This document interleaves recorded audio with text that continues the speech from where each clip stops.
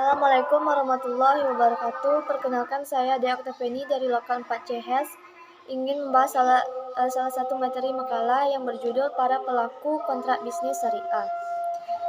Manusia. Sesuai dengan tugasnya sebagai khalifah di bumi, manusia dapat dikatakan hamba Allah yang menguasai segala aspek dan bidang kehidupan. Di samping itu, makhluk yang satu ini diberikan kemampuan oleh Allah untuk bisa merawat, mengelola, dan mengembangkan semua isi alam raya ini. Semua makhluk tidak sanggup mengemban tawaran Allah, Tuhan yang Maha Agung, untuk jadi wakilnya atau khalifah di bumi, melainkan manusia itu sendiri. B. Lembaga hukum sebagai subjek hukum. Selain manusia, lembaga hukum juga bisa dijadikan sebagai subjek hukum.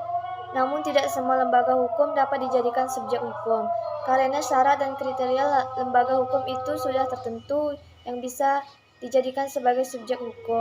Misalnya menurut Majers, bahwa syarat dan ketentuan dari badan hukum yaitu pertama, terdapat harta kekayaan terpisah lepas dari kekayaan anggotanya. Kedua, ada kepentingan bersama yang diakui dan dilindungi oleh hukum. Ketiga, kepentingan tersebut haruslah stabil atau tidak terikat pada suatu. Keempat, waktu yang pendek saja, namun juga untuk waktu yang panjang.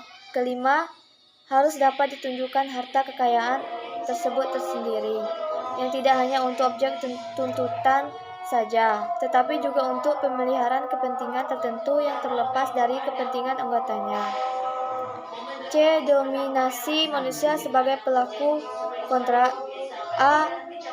Urgensi subjek akad dalam kontrak bisnis syariah. Dalam proses melakukan transaksi, tidak kalah penting untuk dibahas yaitu persiapan-persiapan yang harus dipenuhi oleh masing-masing pihak yang akan melangsungkan transaksi.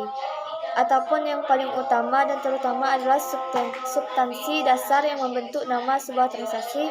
Apakah jual beli, barter, sewa, menyewa, ijarah, hutang piutang, dan lain-lain.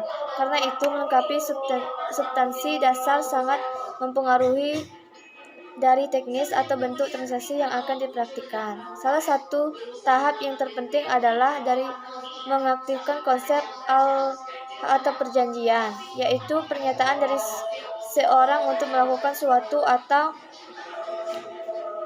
tidak melakukan sesuatu dan tidak ada sangkut pautnya dengan kemauan orang lain. 2. Pengaruh subjek akad dalam proses. Transaksi pada umumnya semua aktivitas yang berkaitan dengan aspek sosial seperti pelaksanaan transaksi tidak lepas dari pengaruh subjek.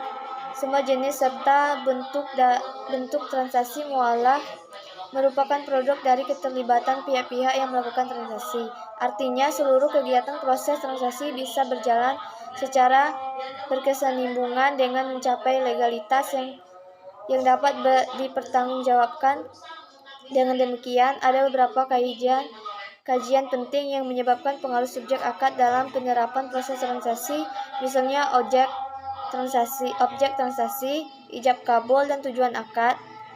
Kedua aspek ini di samping sebagai rukun lain dari transaksi juga menjadi kajian penting untuk melihat sejauh mana pengaruh subjek atau pelaku dalam menentukan legalitas dari proses transaksi. Mungkin hanya itu yang dapat saya jelaskan. Saya tutup dengan wassalamualaikum warahmatullahi wabarakatuh.